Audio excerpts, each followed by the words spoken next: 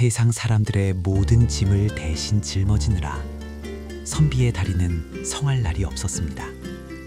거절하지 못하는 친절은 그에겐 독이었습니다. 사람들은 선비를 언제든 부려먹는 공짜 일꾼으로 여겼습니다. 남의 집 담벼락을 고쳐주는 동안 정작 선비의 서책엔 먼지만 쌓였고 가족들의 눈물은 깊어져만 갔습니다. 결국 쓰러진 선비에게 사람들은 걱정이 아닌 불평을 쏟아냈습니다. 쓸모가 없어지자 가차없이 등을 돌린 겁니다. 비바람 속에서 깨달았습니다. 그는 처음으로 대문의 빗장을 단단히 걸어 잠갔습니다. 비로소 조용해진 방 안, 선비는 평생 처음으로 남의 일이 아닌 자신의 글을 쓰기 위해 붓을 들었습니다. 기억하십시오. 당신의 거절이 두려워 떠날 인연이라면 그건 인연이 아니라 치워야 할 오물일 뿐입니다. 당신은 오늘 당신의 목소리로 말했나요? 여기 자신의 노래를 잃어버린 새가 있습니다. 높이 나는 독수리와 우아한 꾀꼬리, 빕은 그들의 찬란한 그림자만 쫓았습니다. 남의 날개를 빌려 날 순 없습니다. 빕은 매번 상처를 입고 바닥으로 추락했죠. 억지로 쥐어짜는 노래는 소음일 뿐입니다. 타인의 소리는 그저 불협화음일 뿐이었죠. 세상의 기준이라는 무게에 짓눌려 빕은 어두운 동굴 속으로 자신을 가두었습니다. 그 깊은 어둠 속 한 노인이 나타났습니다. 랄프 waldo 에머슨. 그는 답을 알고 있었습니다. 현자는 말했습니다. 장미는 소나무가 되지 못한다고 해서 부끄러워하지 않는다. 시기는 무식이며 모방은 자살이다. 오직 내 안의 리듬에만 귀를 기울여라. 타인의 소음을 끄자 비로소 들리기 시작했습니다. 세상에 단 하나뿐인 정직한 박동이. 더 이상 누구도 흉내내지 않기로 했습니다. 빕은 이제 자신의 날개로 빛을 향해 섭니다. 가장 위대한 성취는 세상 속에서 나로 사는 것입니다.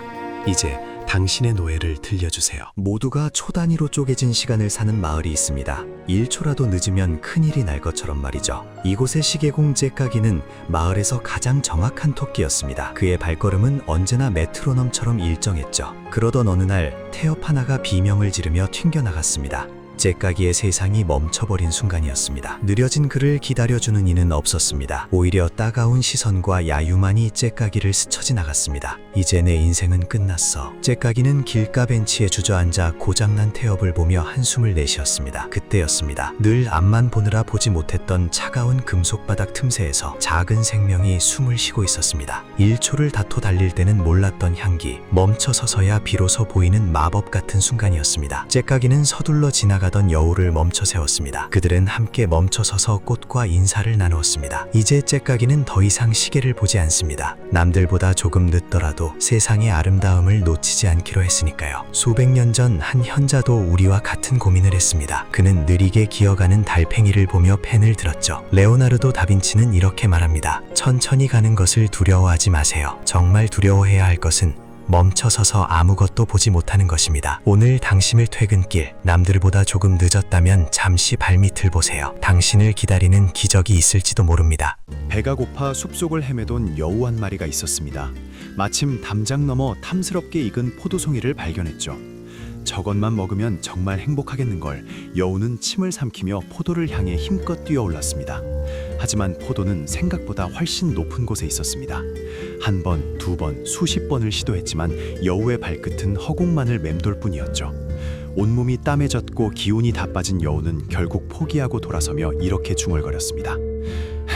어차피 저 포도는 너무 셔서 먹지도 못할 거야. 따지 않길 잘했네. 우리에겐 익숙한 이야기지만 이 안에는 무서운 심리적 함정이 숨어 있습니다. 바로 인지 부조화입니다. 포도를 원한다는 마음과 딸 수 없다는 현실 사이의 괴로움을 해결하기 위해 여우는 포도를 가치 없는 것으로 왜곡해버린 것이죠. 우리의 삶도 마찬가지입니다.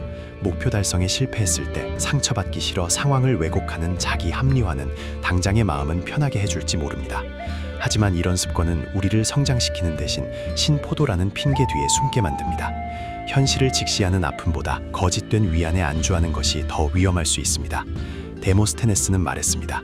자신을 속이는 것은 남을 속이는 것보다 훨씬 쉽다. 지금 여러분이 포기하려는 그 꿈은 정말 신포도인가요? 아니면 상처받기 싫은 마음이 만들어낸 환상인가요? 옛날, 아주 먼 옛날, 숲속에 누구보다 부지런한 개미가 살고 있었습니다. 개미는 뜨거운 여름볕 아래서도 쉬지 않고 겨울을 대비해 곡식을 날랐습니다. 그 곁에서 노래만 부르는 배짱이를 보며 개미는 한심하다는 듯 생각했습니다. 저렇게 게으르게 살다가는 추운 겨울에 큰일이 나고 말 거야. 마침내 겨울이 왔습니다. 개미의 창고는 식량으로 가득 찼지만 개미의 마음은 차갑게 식어버렸습니다. 미래를 준비하느라 오늘을 누리는 법을 잊은 개미는 심한 무력감에 빠지고 말았습니다.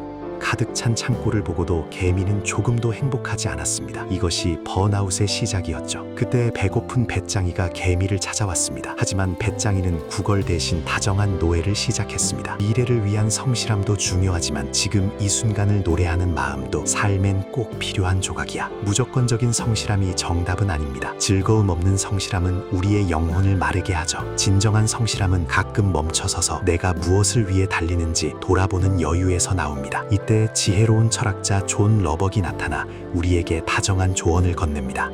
휴식은 게으름이 아니다. 때때로 풀밭에 누워 물소리를 듣는 건 결코 시간 낭비가 아니다. 오늘도 쉬지 않고 달려온 당신, 이제 스스로에게 진정한 휴식을 선물해보는 건 어떨까요?